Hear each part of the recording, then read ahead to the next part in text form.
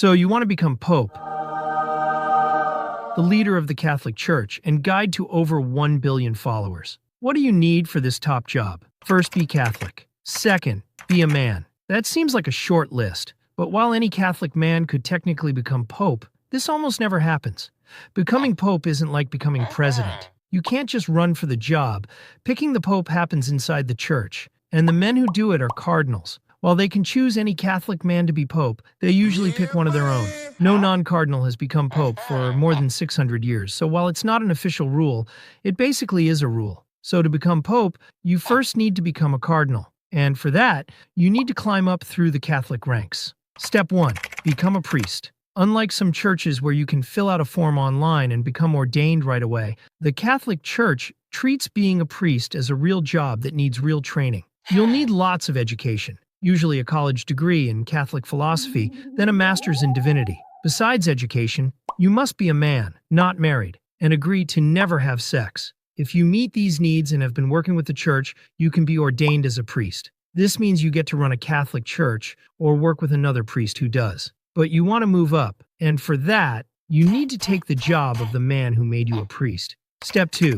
Become a bishop. Bishops are a much smaller group. There are about 400,000 Catholic priests in the world, but only about 5,000 bishops. Priests run churches, but bishops run cathedrals and oversee many local churches. To move up, you must wait for a bishop in your area to retire at age 75 or die before that, making room for you. But you can't just apply. There's already a secret list of possible bishops that's updated every 3 years. This list is based on who the current bishops in your area think would make a good replacement. To be on that list, besides being very religious, you should be at least 35 years old, have been a priest for at least 5 years, and have a doctorate in theology or something similar. If you meet all these needs, your name might be on the secret list. The local bishops give that list to the Pope's ambassador for your country, called the Apostolic Nuncio. The nuncio picks 3 priests from the list, does deep research on them, interviews them, and picks the one he thinks is best. But it's not over. The nuncio sends his report to Vatican City, to the group of bishops who work there reviewing possible appointments from around the world.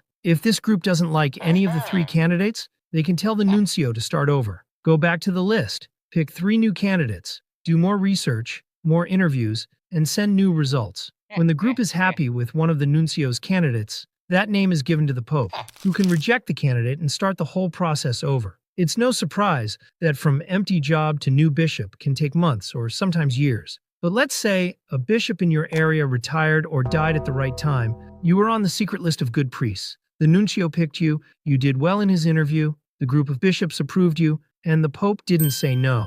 Now you're a bishop. But that's still not the top job. Step 3.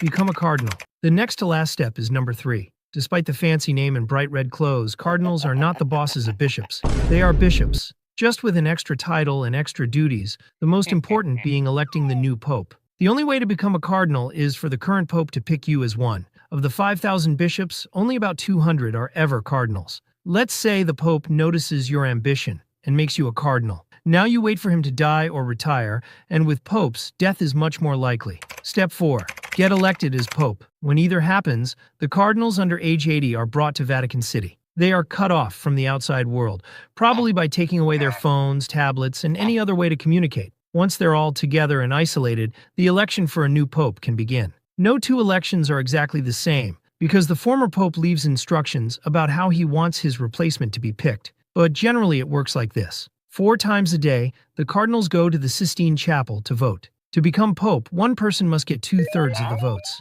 They take their time with this.